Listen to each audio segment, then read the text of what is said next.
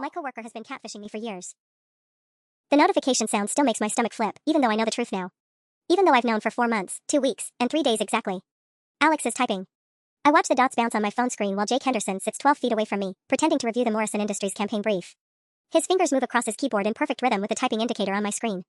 It would be almost impressive if it weren't so fucking sick. K beautiful, how was the presentation today? I know you were nervous about it, asterisk. I glance up at Jake's desk. He's already looking at me with that concerned, friendly expression he's perfected over the past 3 years. The same expression he wore at 2:47 p.m. today when I came back from the conference room, visibly shaken after bombing the Morrison pitch. Rough day? Jake asks, his voice carrying just the right amount of workplace sympathy. I force a smile. Yeah, the Morrison thing didn't go great. I'll bounce back. He nods, makes a sympathetic sound, and turns back to his computer. 30 seconds later, my phone buzzes again. Asterisk, I believe in you, Sarah. You're the strongest person I know. One bad presentation doesn't define you, asterisk. My hands shake as I screenshot the message, number 847 in my evidence folder. Jake has no idea that I've been documenting everything since October 15th, the day I finally figured out his game. The day I reverse searched one of Alex's photos during a boring client call and found it belonged to a fitness influencer from Melbourne named Connor Davies. 3 years. 1,095 days of believing I had found someone who understood me. Someone who listened when I complained about my loneliness, my failed dates, my insecurities about being the only single person in our office. Someone who sent good morning texts and remembered my favorite coffee order and told me he couldn't wait to meet me in person when the time was right. The cruelest part? Jake has been feeding our private conversations to half the office. I found out 2 weeks ago when I overheard Melissa from HR telling someone about the pathetic girl who thinks her online boyfriend is real and quoted word for word something I had told Alex about my anxiety around dating. Something only Alex was supposed to know. They've been laughing at me, making jokes about my fake relationship and my imaginary boyfriend while I sat in meetings next to Jake, completely oblivious that he was the puppet master pulling every string. Asterisk, are we still on for our video call tonight? I know you need to see a friendly face after today, asterisk. I type back quickly, asterisk yes, 8 p.m. I really need to talk to someone who gets me, asterisk. Jake's mouth twitches into the smallest smile. He thinks he's comforting me. He thinks he's being helpful, playing both the supportive coworker and the devoted online boyfriend. He has no idea that I've been planning his destruction for months. The annual company meeting is in 18 days. Everyone will be there, all 200 employees, the board members, even the CEO flying in from Seattle. I've already confirmed my spot on the presentation schedule. 20 minutes to address the entire company about workplace culture and digital ethics. 20 minutes to destroy Jake Henderson's life the same way he destroyed mine. I look at my phone one more time, at Alex's stolen profile picture smiling back at me.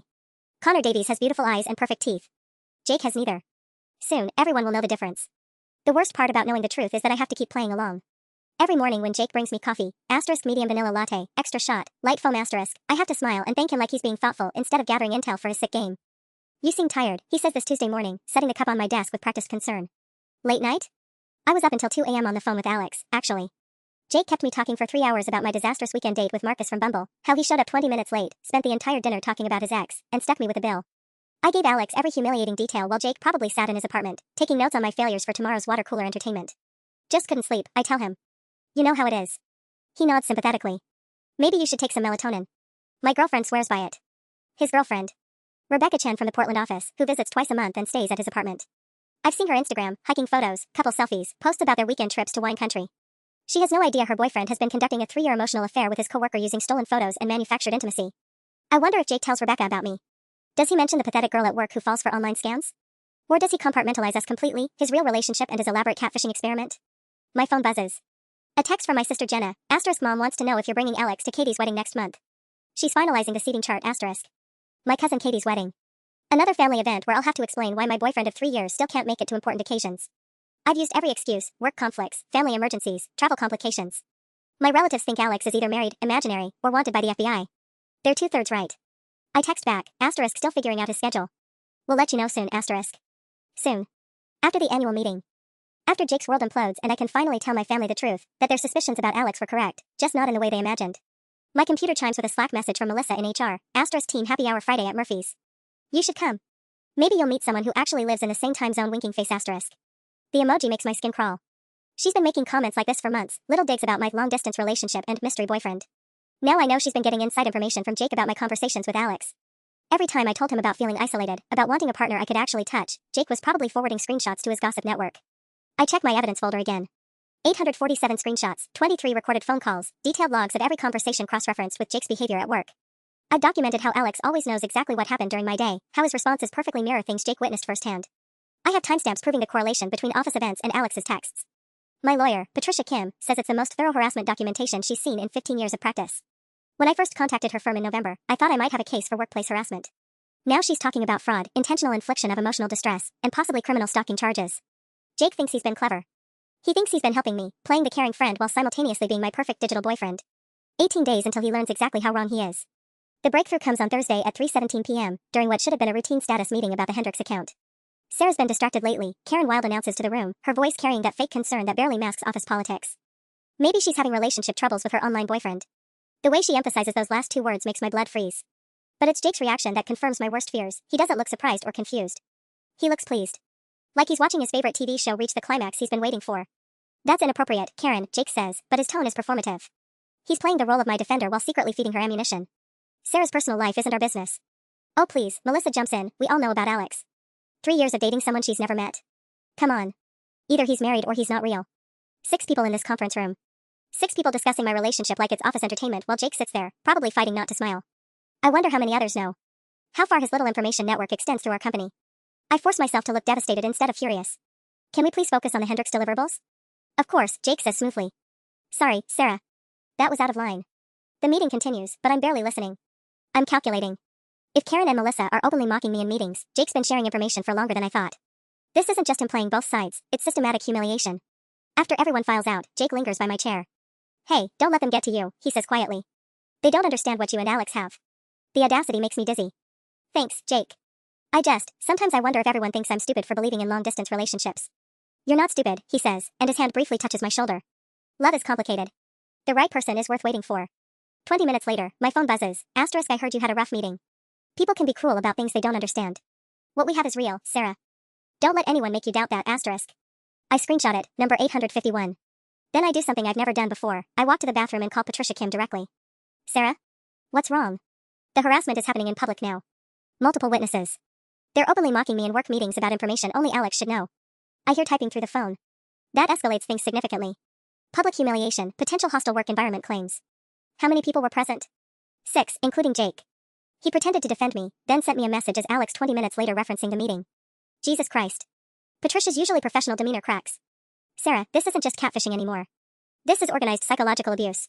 The premeditation, the audience, the systematic nature, we're looking at serious damages. Damages. A word that makes this feel suddenly real and terrifying. The company meeting is in 2 weeks, I tell her. I still want to do the public reveal. We need to talk about that. If this goes to trial, a public confrontation could complicate things. But. She pauses. There might be a way to handle this that serves both justice and your need for vindication. Can you come in tomorrow afternoon? I agree and hang up, staring at myself in the bathroom mirror. For 3 years, I thought I was the victim of unrequited love, loving someone I couldn't have. Now I know I was the victim of something much more calculated and cruel. My phone buzzes again, * can't wait to talk tonight. I have something special planned for our call, *. Something special. I wonder what new psychological torture Jake has designed for this evening's performance. 2 weeks until everyone knows what he really is. The something special turns out to be a fake emergency. At 8:43 p.m., right in the middle of our scheduled video call that Jake has once again found an excuse to avoid, Alex texts me in a panic, * Sarah, I'm so sorry but I'm at the hospital. My mom had a fall and they think she might have broken her hip. I can't talk tonight but I needed you to know. You're the only person who makes me feel calm when everything falls apart, *. I'm staring at this message when I hear Jake's voice through the thin walls of our apartment building. He lives in 4B. I'm in 4A. We've been neighbors for 8 months, ever since I moved here after my lease expired, and he never once mentioned the coincidence. Just kept acting surprised when we'd bump into each other in the hallway. Tonight, through our shared wall, I can hear him talking to someone, probably Rebecca, who's visiting this week. He's laughing about something.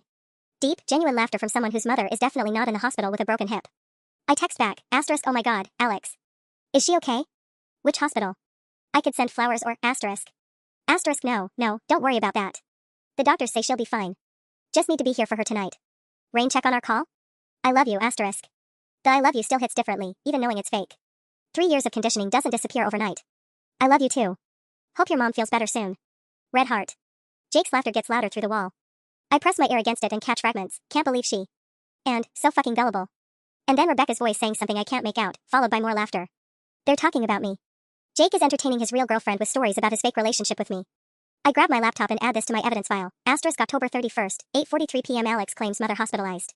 Jake audibly laughing and discussing situation with girlfriend at same time. Audio recording attached. *. Yes, I've been recording the sounds from his apartment when possible. Patricia says it might not be admissible in court, but it's certainly admissible in a court of public opinion. My phone rings. It's my mom. Sweetheart, I know it's late, but I wanted to check on you. Jenna said you seemed stressed about Katie's wedding. Is everything alright with Alex? I close my eyes. My family has been patient about Alex for 3 years, but I can hear the concern in Mom's voice. She knows something isn't right. We're going through a rough patch, I tell her, which is technically true. His work situation is complicated. Honey, I don't want to overstep, but your father and I are worried. 3 years is a long time to date someone we've never met. Someone who can't make it to any family events or video calls. Are you sure he's being honest with you? If she only knew how dishonest he's being. I'm handling it, Mom. I promise. After this work project wraps up, things will be clearer. Your happiness matters more than any project, Sarah. Don't let anyone take advantage of your kind heart. After we hang up, I sit in the dark listening to Jake and Rebecca through the wall. They've moved on to discussing weekend plans, a hiking trip to Mount Hood, dinner at that new Italian place downtown. The normal relationship activities that Alex and I will never have because Alex doesn't fucking exist. My laptop chimes with an email from Patricia, *Sarah, reviewed your documentation. The neighbor angle adds a disturbing element. This level of proximity and surveillance strengthens the stalking case significantly. We need to discuss security measures for the reveal. This person has unprecedented access to your private life. PK*. Security measures. I hadn't thought about that. Jake knows my schedule, my apartment, my routines. He's been watching me for years, collecting information, manipulating my emotions while living 20 feet away from my bedroom. Suddenly, this feels less like justice and more like playing with fire. But I'm done being the victim of Jake Henderson's sick entertainment. 12 days until everyone knows what he is. The complication arrives at 6:23 a.m. on Friday morning, in the form of Rebecca Chin standing in our hallway with tears streaming down her face. I'm leaving for my morning coffee run when I find her sitting on the floor outside Jake's apartment, still in yesterday's clothes. She looks up at me with red, swollen eyes, and for a moment, I forget that she's dating my tormentor. She just looks like a woman whose world has fallen apart. Are you okay? I ask, because I'm apparently incapable of not being decent to people, even when it complicates my revenge plot. I'm locked out, she says quietly. Jake left early for some meeting and we had a fight. He's not answering his phone. I check the time. Jake never has Friday morning meetings. Our department doesn't start client calls until 9 a.m., and it's barely dawn. Which means he's lying to Rebecca the same way he's been lying to me. Do you want to wait in my apartment? I was just getting coffee, I could make some. She looks at me with surprise. You're Sarah, right? From Jake's work? The way she says it makes my stomach clench. How exactly has Jake described me to her? Yeah. We're colleagues. I unlock my door. Come on. You look like you need caffeine and maybe some tissues.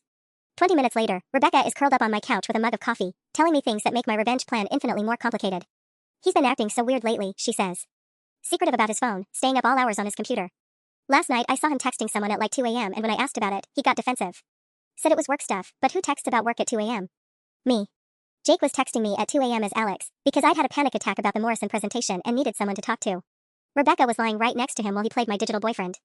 That does sound strange, I manage. The worst part is, I think he's been talking about me to people at work. Making jokes or something. Last month when I visited, this girl Melissa made some comment about Jake's girlfriend who doesn't know about his side projects. What does that even mean? My blood turns to ice. Melissa knows about the catfishing. Which means Jake's been sharing details about both relationships with the office gossip network. He's been feeding my private conversations to his coworkers while simultaneously mocking Rebecca behind her back. Rebecca, I say carefully, what time did Jake leave this morning? Around 5:30. He got a text and said there was some emergency client call. But. She pulls out her phone. I just checked his calendar that we share, and there's nothing scheduled until 10 a.m. 5:30 a.m. 30 minutes before Alex sent me a good morning text about hoping my day goes better than yesterday. Jake left his girlfriend's bed to go somewhere private so he could play my caring boyfriend without her overhearing. I make a decision that will either ruin everything or make it perfect. Rebecca, I need to show you something. But first, I need you to promise you'll let me explain everything before you react. She sets down her coffee mug, suddenly alert. What's going on, Sarah? I open my laptop and pull up my evidence folder. 851 screenshots, 23 recorded calls, and detailed documentation of 3 years of systematic manipulation. Jake hasn't been cheating on you with another woman, I tell her. He's been cheating on you with me. Except I didn't know it was him until 4 months ago. I show her Alex's profile photo, Connor Davies, the fitness influencer from Melbourne. Then I show her the timestamps, the correlation between Jake's work knowledge and Alex's texts, the patterns I've been documenting for months. Rebecca stares at the screen in silence for a full minute. Then she says, very quietly, that sick fucking bastard. 9 days until the company meeting. Now I have an ally. Rebecca transforms from crying girlfriend to tactical partner in approximately 47 minutes. By 7:15 a.m., she's sitting cross-legged on my living room floor with my laptop open, scrolling through 3 years of Jake's digital manipulation with the focused intensity of a forensic investigator. October 12th, she says, pointing at a screenshot. Alex tells you he's thinking about getting a dog. That same night, Jake showed me this article about golden retrievers and said we should get one when we move in together. She scrolls further. November 3rd, Alex recommends that Thai place on Division Street. Jake took me there 2 days later and acted like he discovered it himself. The pattern is even more disturbing than I realized. Jake hasn't just been catfishing me, he's been stealing ideas from our fake relationship to enhance his real one with Rebecca. Every suggestion Alex made to me, every romantic gesture or thoughtful recommendation, Jake repackaged for his actual girlfriend. He's been using you to beta test being a better boyfriend to me, Rebecca says, her voice hollow. That's so fucking twisted. My phone buzzes with a text from the man himself, * morning coffee run? I saw you leave early, *. Rebecca and I look at each other. He's back. What do you want to do? I ask her. She stands up, smooths down her hair, and checks her reflection in my bathroom mirror. I'm going to go back to his apartment and act like nothing happened. But first, what's this company meeting you mentioned? I explain my original plan, the public revelation, the prepared presentation, the moment where Jake's entire professional world discovers what he's been doing. Rebecca listens with growing excitement. I want in, she says. Not just as your ally, I want to be there. In the room. It's employees only, but. I pull up the company website. We're hiring for a marketing coordinator position. The interview process takes about 2 weeks. Rebecca grins, and it's not a nice expression. I have an MBA from Northwestern and 5 years of digital marketing experience. When's the application deadline? Monday. But Rebecca, if you do this, there's no going back. Jake will know you found out, and he'll know we planned this together. Good. She heads toward my door, then turns back. Sarah? That night he got the emergency text at 5:30? He told me his coworker Sarah was having a mental breakdown and needed support. He made it sound like you were pathetic and needy, and he was being such a good friend by helping you through your problems. The casual cruelty of it hits me like a physical blow. Jake has been positioning himself as my savior to Rebecca while simultaneously positioning himself as Rebecca's hero to me. He's been playing both sides, collecting sympathy and admiration from 2 women for managing the crisis he created. He said you were emotionally unstable and too dependent on that fake online relationship, Rebecca continues. He's been making you the villain in our relationship, the crazy coworker who disrupts our time together with her constant drama. After she leaves, I sit alone with this new information. Jake hasn't just been catfishing me for entertainment. He's been using my emotional dependency on Alex to make himself look like a saint to Rebecca. Every time I needed comfort, every time Alex talked me through a panic attack or relationship failure, Jake got to play the martyred boyfriend who sacrifices his personal time to help his troubled colleague. My phone buzzes. Asterisk, hope you're having a better morning, beautiful. Last night got crazy with my mom's situation, but talking to you always makes everything okay, asterisk. I screenshot it, number 852, and add Rebecca's revelations to my evidence file.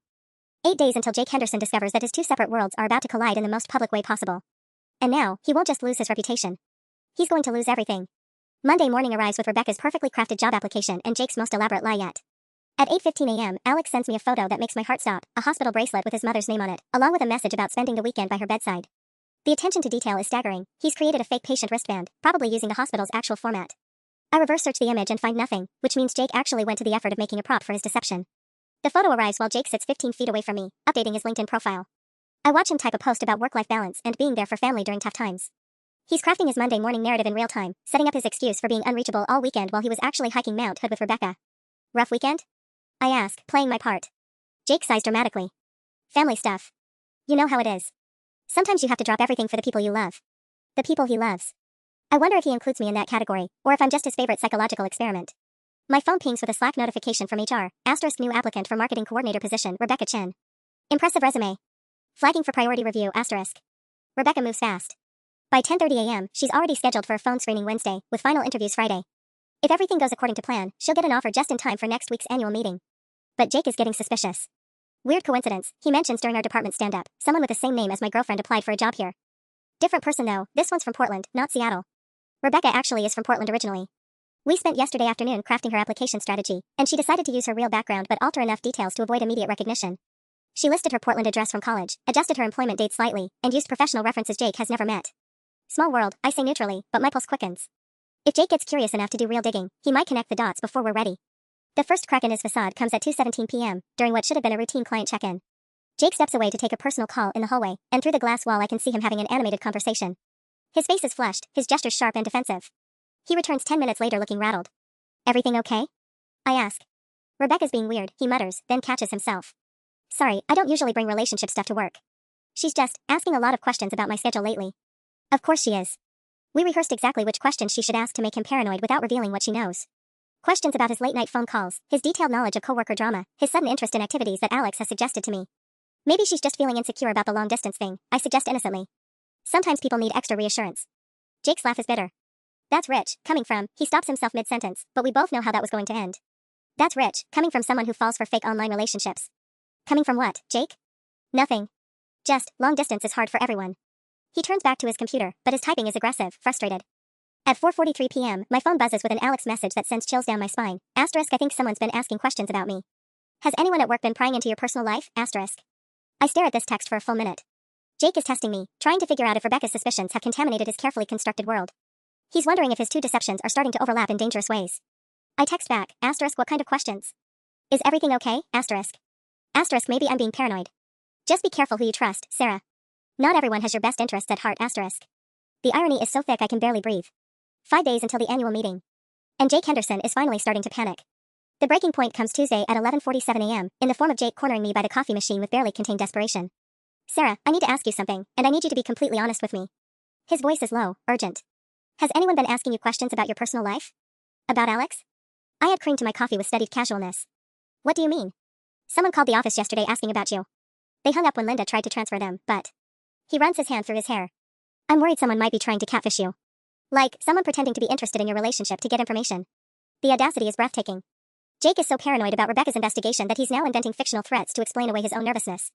He's creating conspiracy theories to cover for the conspiracy he's actually running. That's weird, I say, letting concern creep into my voice. Do you think it's connected to Alex somehow? Maybe. Has he mentioned anything strange lately? Anyone bothering him or asking about you? This is my opening. Actually, yes. He said something yesterday about feeling watched. Like someone was tracking his social media or something. It made me really uncomfortable. Jake's face goes pale. Watched? What exactly did he say? He thinks someone might be investigating him. Maybe an ex-girlfriend or... I lean closer, dropping my voice to a whisper.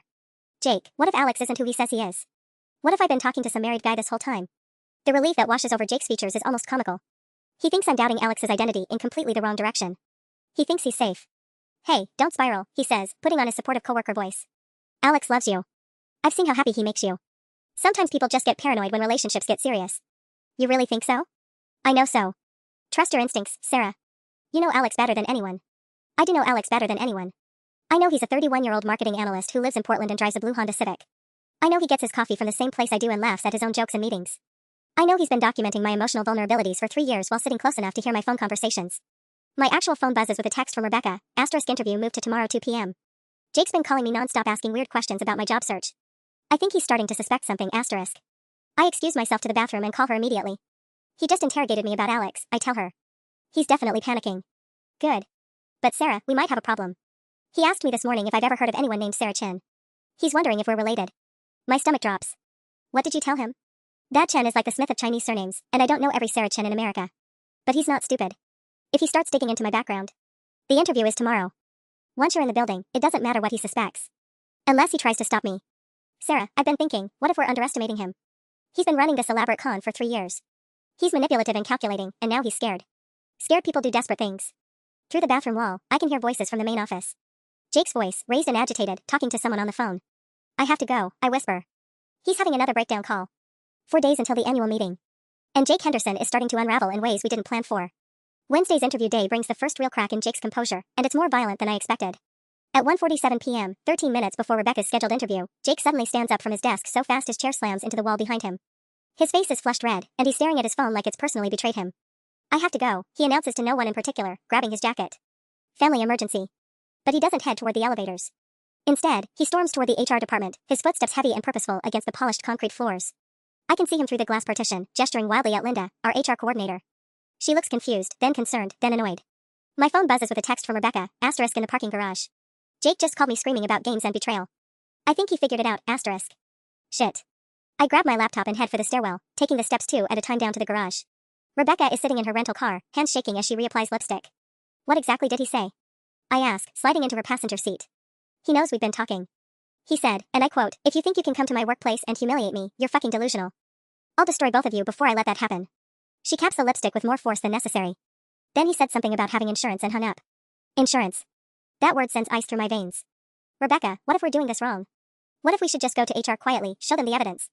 No. Her voice is steel. Sarah, this man has been psychologically torturing you for 3 years while playing house with me. He's made you the laughingstock of your office and used our relationship as a prop for his sick game. We're not backing down because he's having a tantrum. At 2:03 p.m., Rebecca walks into the Meridian Industries building wearing a navy blue suit and the most professional smile I've ever seen. I watch from the lobby as Linda escorts her to conference room B, the same room where Karen mocked my online boyfriend last week. At 2:17 p.m., Jake comes barreling through the front doors like a man possessed. Where is she? He demands at the reception desk. The Chin interview, where is it happening? Marcus, our security guard, stands up slowly. Sir, I'm going to need you to lower your voice. I work here, Jake snaps, flashing his badge. Jake Henderson, marketing. There's been a mistake with one of today's interviews. The candidate isn't who she claims to be. This is where his plan falls apart, because Marcus has been here for 8 years and doesn't tolerate employee drama. Mr. Henderson, if you have concerns about a candidate, you can submit them through proper channels. But I can't interrupt an active interview based on your word. Jake's face cycles through anger, frustration, and something that looks almost like panic. Through the lobby windows, I can see conference room B. Rebecca is leaning forward attentively as Patricia Morrison, our department head, gestures enthusiastically about something. She's my girlfriend, Jake says, his voice cracking. This is some kind of revenge scheme. She's trying to infiltrate the company too. To what, Jake? I step out from behind the marble pillar where I've been watching this unfold. Jake spins around, and the look on his face when he sees me is pure hatred. You. The word comes out like a curse. You did this. You turned her against me. I didn't have to turn her against you, I say quietly. I just had to show her who you really are. Marcus is now speaking into his radio, probably calling for backup. Jake doesn't seem to notice. His attention is laser focused on me with an intensity that makes my skin crawl. 3 years, Sarah. 3 fucking years I listened to you whine about being lonely. I gave you exactly what you wanted, someone who cared about you, someone who paid attention. And this is how you repay me? The lobby has gone completely silent. Even the elevator music seems to have stopped. You gave me lies, I tell him. You gave me manipulation disguised as love while you laughed about it with half our office.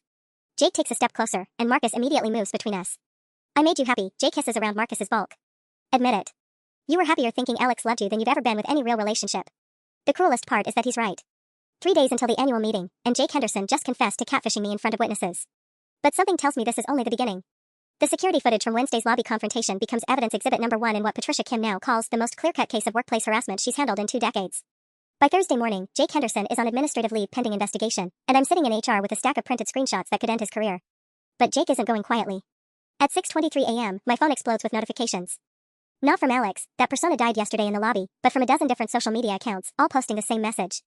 Sarah Martinez is a psychotic stalker who has been harassing me and my girlfriend for months. She created fake evidence to try to destroy my life because I rejected her advances. Do not trust this woman, asterisk.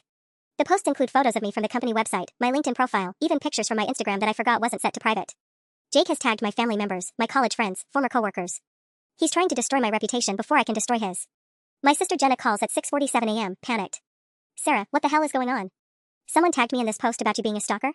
And why are there pictures of you with some guy claiming you've been harassing him? It's complicated, but Jenna, it's not true. The guy is lying because Mom saw it too. She's freaking out.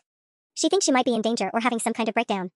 I spend the next hour fielding calls from concerned relatives while Jake's social media campaign gains momentum. He's methodical about it, posting every few minutes to different platforms, using hashtags like #MeToo and #workplace harassment and #false accusations. He's positioned himself as the victim of a delusional woman's romantic obsession. The genius of it is that it contains just enough truth to be believable. I have been documenting his behavior obsessively. I do have hundreds of screenshots of private conversations. To someone who doesn't know about Alex, it could look like stalking. Rebecca calls at 8:15 a.m., her voice tight with fury. He's posting about me too now. Says I'm your accomplice and that you manipulated me into believing his innocent friendship was something sinister. Sarah, he's making us both look insane. Did you get the job? They offered it to me yesterday evening, but now. She pauses. Linda from HR called this morning asking if I want to reconsider my employment decision given the circumstances. Jake's social media campaign is working. This is exactly what Jake meant by insurance. He's not just defending himself, he's launching a preemptive strike designed to discredit us before we can present our evidence. He's gambling that public opinion will be shaped by whoever tells their story first and loudest. At 9:33 a.m., I make a decision that Patricia Kim strongly advises against. I create my own post. My name is Sarah Martinez. Yesterday, a man I've worked with for 3 years was confronted about catfishing me for our entire professional relationship. Rather than take responsibility, he's now trying to destroy my reputation with lies. Tomorrow, I will be presenting evidence at my company's annual meeting that will prove everything I'm saying. The truth has timestamps, voice recordings, and documentation that spans 1,095 days. His story has desperation and deflection. You can decide which one sounds more credible, asterisk. I attach one screenshot, Alex's profile using Connor Davies' stolen photos, with a timestamp from last week and Jake's LinkedIn profile side by side. The post goes viral in ways I never expected. Within 2 hours, Connor Davies himself, the real person whose photos Jake stole, has shared my post with his 50,000 Instagram followers. His caption reads, asterisk, this is why I watermark everything now. Some sick people will steal your entire identity to manipulate others. Supporting Sarah in her fight for justice, asterisk. By noon, #Justice for Sarah is trending locally, and Jake's original posts are being flooded with comments calling him out. Someone even found Rebecca's interview confirmation email in a screenshot Jake posted, proving she really was hired legitimately.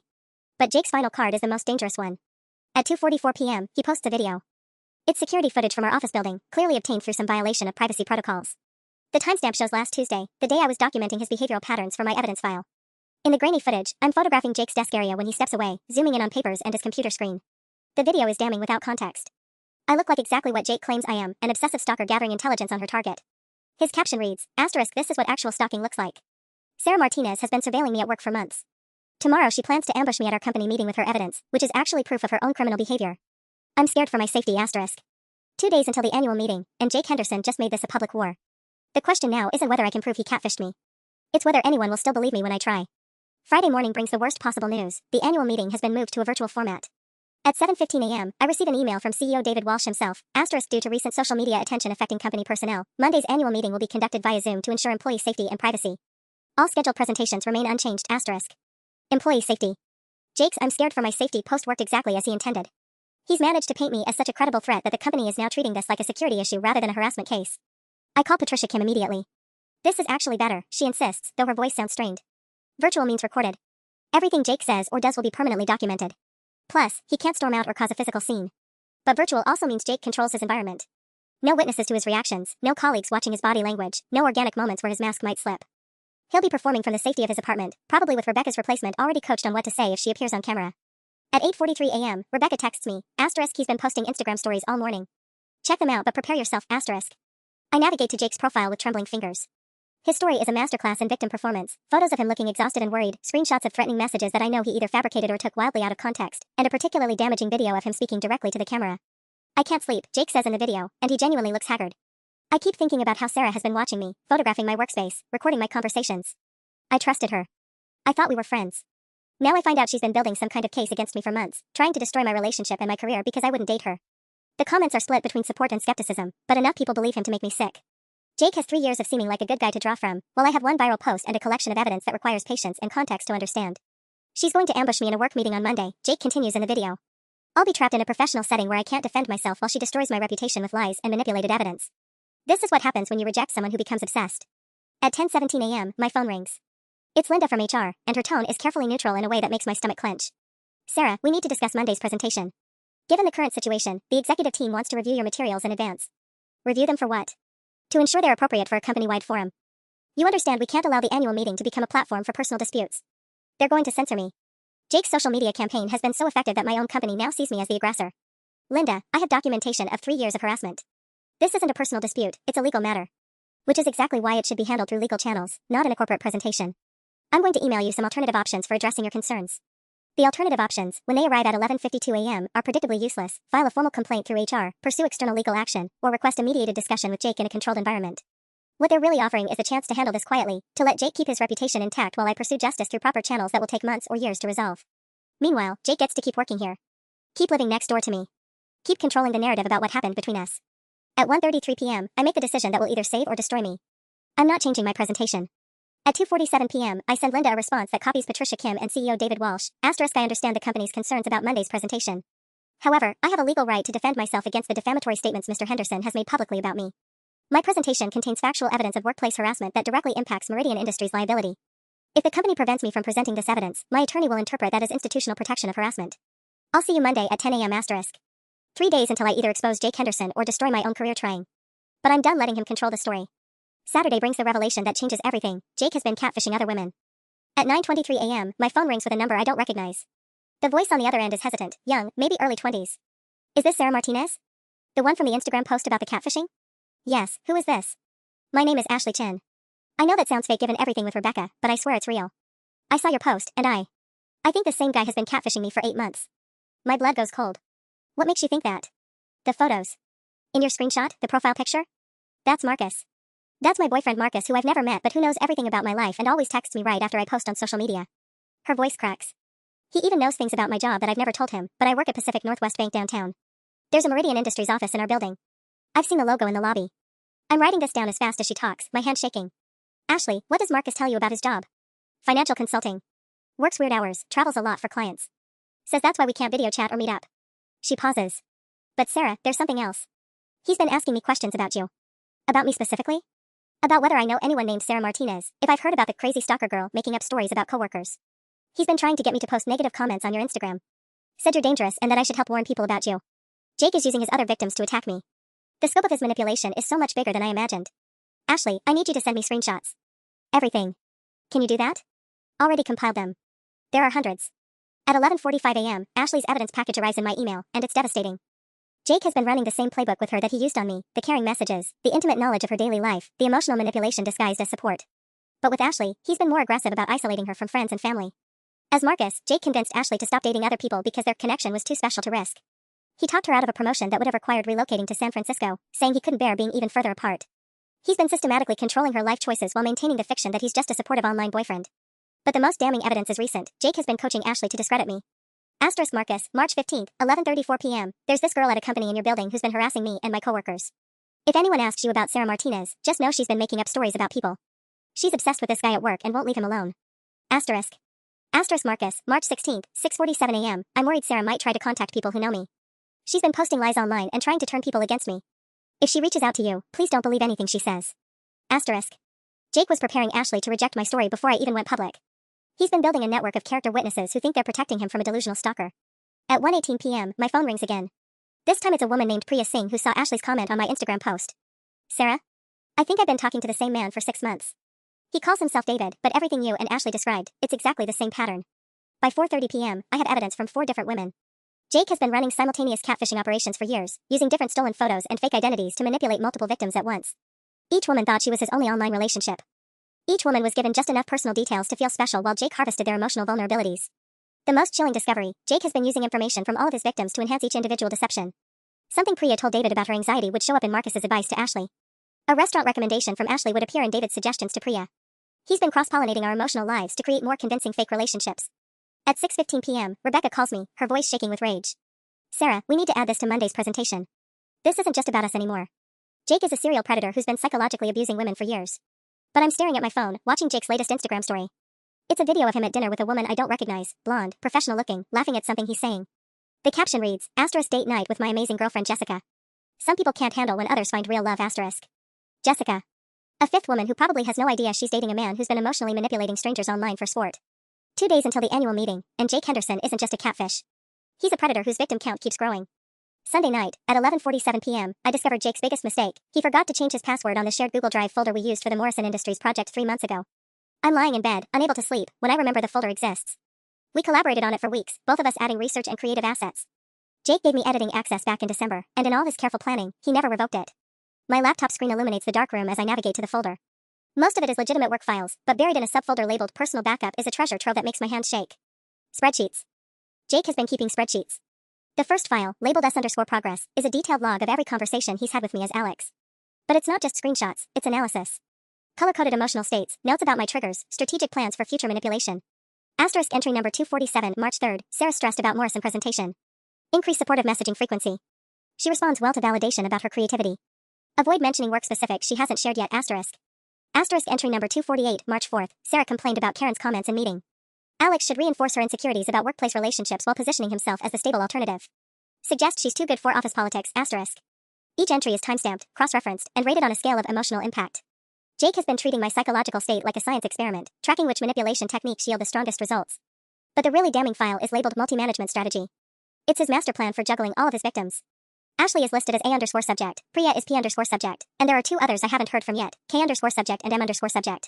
5 women, all being systematically manipulated by different personas, all carefully scheduled so their needs never overlap. Jake has created a content calendar for emotional abuse. Tuesdays and Thursdays are high-touch days for Ashley's persona Marcus. Weekends are reserved for Priya's David, who supposedly works odd hours as a freelance photographer. I'm scheduled for daily contact as Alex because Jake noted that I have abandonment issues and require consistent validation. The spreadsheet includes contingency plans for each relationship. If Ashley gets too suspicious, Marcus will create a family emergency that requires him to go offline for several weeks. If Priya starts asking to meet in person, David will get a job offer in another country that conveniently delays their plans. And if I ever figure out the truth, Alex will gradually become depressed about his long-distance relationship and eventually ghost me entirely, leaving me to blame myself for not being supportive enough during his mental health crisis. Jake has scripted the destruction of each relationship to maximize our emotional damage while minimizing suspicion toward him. The final file in the folder makes me physically sick. It's labeled insurance policies and contains detailed personal information about all 5 of us, our addresses, family members' social media profiles, employment details, even photos he somehow obtained of us at work or around town. He's been preparing to destroy our lives if any of us ever threaten to expose him. But Jake's meticulous planning contains one fatal flaw: he documented everything. Every manipulation tactic, every calculated cruelty, every strategic emotional attack is recorded in his own words with timestamps and analysis. At 12:23 a.m., I download the entire folder before Jake realizes his mistake and locks me out. At 12:45 a.m., I email everything to Patricia Kim with a single subject line: Jake Henderson is a serial predator. At 1:17 a.m., my phone buzzes with a text from Rebecca, *can't sleep either. Ready for tomorrow? I text back, more ready than he could ever imagine. Tomorrow, Jake Henderson thinks he's facing one angry coworker with a revenge fantasy. He has no idea he's about to be exposed as a calculating predator who documented his own crimes in spreadsheet format. 7 hours until Jake Henderson discovers that his insurance policies just became his confession. The morning of the annual meeting arrives with Jake's most desperate gambit yet: he's brought backup. At 9:47 a.m., 13 minutes before my presentation, I watch through my laptop camera as Jake enters the Zoom waiting room accompanied by a woman I don't recognize. She's polished, professional, wearing a blazer that screams expensive lawyer. Jake introduces her to the other attendees as my legal counsel, Diana Torres from Kelman & Associates. He's lawyered up for a company meeting. The audacity would be impressive if it weren't so telling. But I have backup too. In the virtual waiting room, I can see Ashley Chen has joined under the name A. Chen, Public Observer. Priya Singh is listed as P. Singh, Community Advocate. Rebecca managed to get herself added as R. Chen, New Employee Orientation. Even Connor Davies, the fitness influencer whose photos Jake stole, has somehow gotten access and appears as C. Davies, Affected Party. Jake's face when he notices the additional attendees is a masterpiece of barely controlled panic. He leans toward his lawyer, whispering urgently while gesturing at his screen. Diana Torres types something rapidly on her phone, probably researching who these people are and why they're in a private company meeting. At exactly 10 a.m., CEO David Walsh opens the meeting with a statement that makes my stomach clench. Before we begin today's presentations, I want to address the social media situation that has affected our company this week. Meridian Industries does not tolerate harassment in any form, and we are committed to a fair and thorough investigation of all allegations. The careful neutrality of his words tells me everything. The company is still treating this as a he said, she said dispute rather than the documented predatory behavior it actually is. Jake goes first, and his performance is Oscar-worthy. Thank you, Mr. Walsh. I want to start by saying how difficult this has been for everyone involved. His voice carries just the right blend of hurt and professionalism. I've worked at Meridian for 4 years, and I've always tried to be a supportive colleague to everyone on my team, including Sarah Martinez. He pauses, looking directly into his camera with practiced sincerity. What started as workplace friendship apparently became something else in Sarah's mind. When I began dating Rebecca, Sarah's behavior toward me changed dramatically. She started monitoring my activities, taking photos of my workspace, and creating elaborate fantasies about our relationship that simply never existed. Diana Torres nods approvingly off camera. Jake has clearly been coached on this narrative. The social media posts this week have been devastating to my reputation and my relationship. Sarah has manipulated evidence and convinced others to participate in what can only be described as a coordinated harassment campaign. Jake's voice cracks slightly. I'm here today to clear my name and to ask for the company's protection from further retaliation. The chat explodes with supportive messages from coworkers who don't know the truth. Stay strong, Jake, and this is so unfair to you. Scroll past faster than I can read them. When Jake finishes, David Walsh turns to the camera. Sarah, you have 20 minutes for your presentation. 20 minutes to destroy a man who spent 3 years destroying me.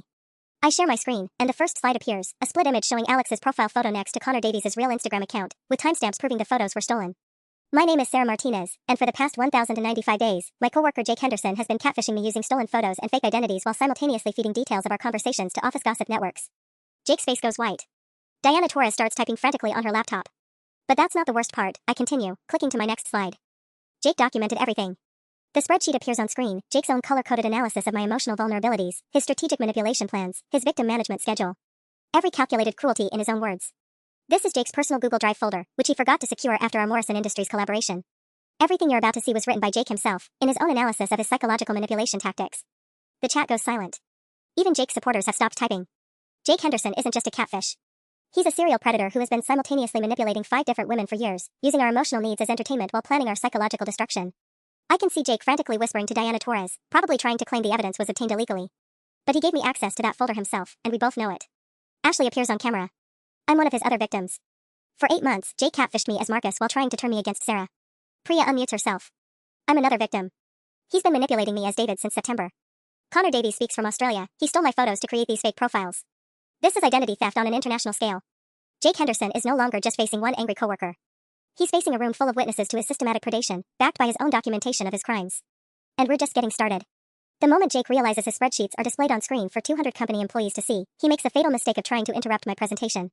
This is illegally obtained evidence, he shouts, his lawyer persona crumbling into pure panic. She hacked into my private files. Actually, Jake, I say calmly, advancing to the next slide, you gave me editing access to this Google Drive folder on December 15th for the Morrison project. I have the email invitation right here, sent from your company account. The timestamp evidence appears on screen. Diana Torres closes her laptop with a sharp snap, even she knows this is over. But I'm not finished. The final slide contains Jake's insurance policies file, showing detailed surveillance information he compiled on all 5 victims, including photos he took of US without consent and personal data he had no right to collect.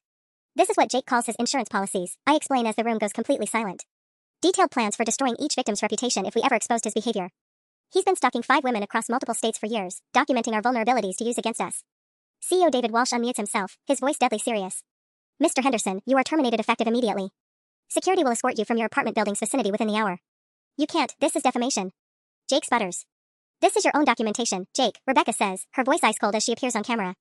You literally wrote spreadsheets detailing how you psychologically tortured people for fun. The chat erupts with messages of support for me and absolute horror at Jake's behavior.